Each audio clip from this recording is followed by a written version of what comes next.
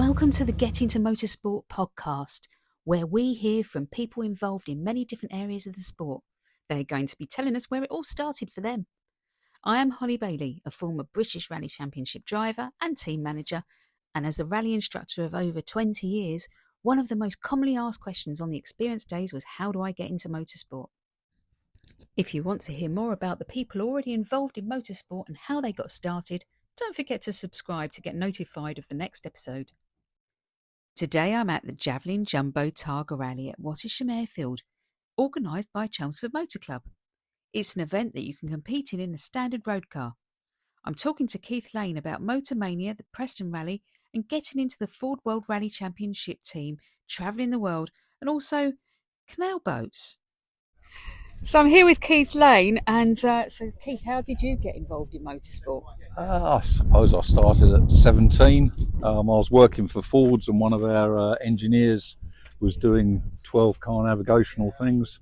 This is back in 1978, and I used my standard road car, went out a few times with local clubs that are here today, Chelmsford and Wickford Car Club, but I was a member of a group called Roading Car Club. And then I suppose we progressed from that, and I wound up chairman for Roading Car Club. My wife wound up as chief marshal, and my brother wound up as a competition secretary. And, so you kept it in the family? Yeah, kept it going. I started originally, I used to do junior autocross.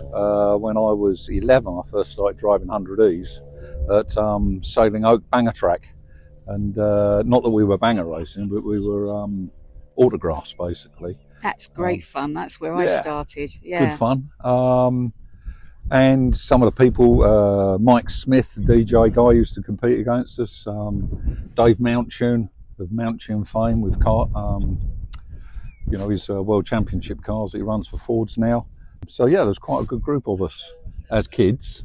And then, like I say, there was a break between about 16 and 17 until I got my road car.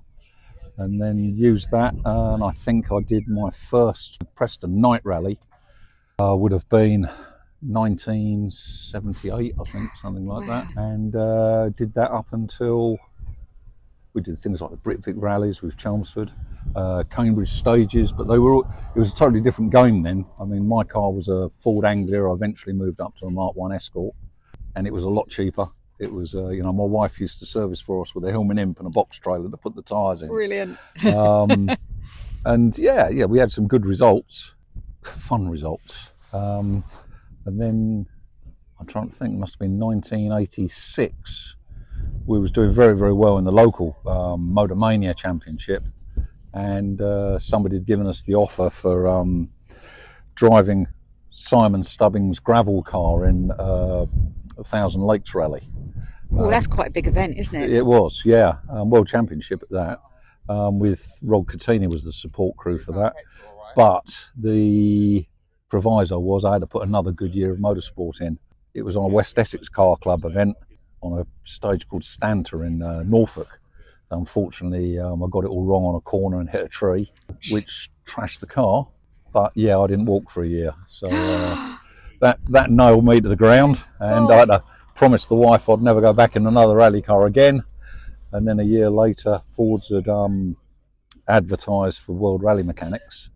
I'd been applying for Fords ever since I started at Fords to get that job, and constantly they found it was better that I stayed in the factory because of the qualifications I had.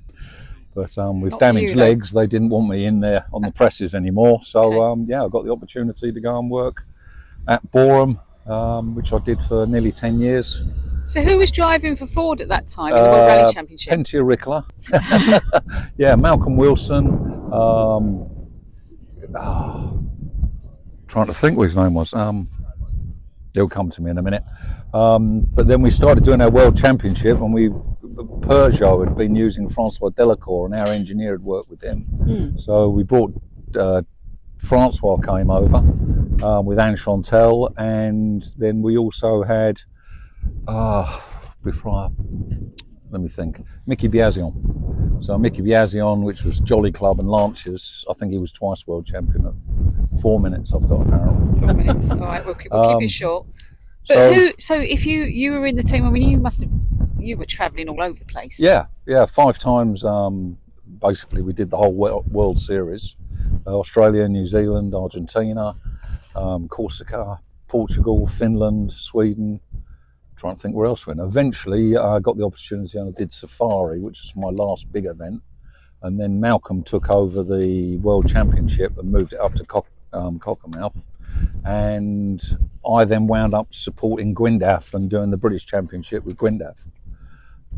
So I did that for a few years, and then I got a job back at Boreham. Gwyndaf Evans you're talking about, aren't you? Gwyndaf Evans, Gwyndaf yeah, his dad, Evans. Yes. not Elfin. I know. Yes, I remember Elfin's first rally day. Actually, I was over at Enstone for Elfin's first rally day. Yeah, good day. The last driver, I suppose, the last big name we had was Carlos Sainz, and Carlos, I believe, went and worked for Malcolm after he stopped with us, and that was with the Escorts. So I did all of the Sierras, then the Escorts, and I think Malcolm then picked up doing the Focuses. Yes, and Carlos Jr. is now in F1. F1, yep. So how it goes through the family. So were you around when Colin McRae was Colin had rallying? Come over to us. We'd given him a test drive. Funnily enough, when I was running my Anglia, I used to buy tyres off of his dad, Jimmy McRae, because he was run out of a garage at the end of Billericay High Street at Sun Corner with a Manta. So I used to run his old cast-offs on my Anglia at local club level stuff. So but Colin then went on and drove for 555. So Fords didn't support him at that time, and then I believe he went on, drove for Malcolm as well. So. Yes, and so he had, because he had Derek, I believe, was co-driving, and then Nicky took over. Nicky Grist, yeah, of course, Malcolm's old navigator. Yeah, Nicky was a good chap. Yeah. So, and then I've wound up, I did endurance rallying with people like Owen Turner and his brother, and we started off with this as a 1300. Then the rules changed, and so what we've got here, we've got a KA, 1600 KA, yeah, 1600 KA on the Targa rally. And I mean, when did you start getting into the Targa rallies? When they first started, because prior to the Targa rally, they were what they called gymkhanas. So we went from gymkhanas, then we did the endurance rallying. Then the endurance rallying, unfortunately, it was a lot of work. He started at 9 o'clock in the morning and finished at 4 o'clock the following morning. So there was day tests plus a night rally at the end. I did that all my wife. I think your 4 minutes is up. And if I don't go, you don't want to do a lap with the mic in your pocket still. Thank you. That's right. Keith was back in the car for the next part of the rally, and then we caught up with him again later. So Keith, you're back in. You finished the event. Yep, it's been good. Pleased with the car, the way the car's gone today. Worn some tyres out, dripped some oil, but other than that, it's got us round successfully. I'm hoping Martin's done a lot better than I have. I think we got up to 9th at one point, but Martin was sitting at 3rd at one point. So Martin's the lad. My lad. Your my navigator. Next to you. Yeah. Right, okay. Yeah, Martin Lane. Any exciting moments? Any close calls? No, I don't think so. No, I think it went quite well. I mean, that's why when we had a clean run, it usually goes well. If it goes wrong, it goes horribly wrong. Really wrong, does it? Does it? Okay. But back to Essex. Well, we're in Essex, aren't we? Still in Essex. Yeah, back home tonight, and then spanner check it, ready to go and do the Kent Forestry stage in June, I believe. Getting out in the forest, that'd be exciting. Yeah, it's more of a wood. Oh, okay.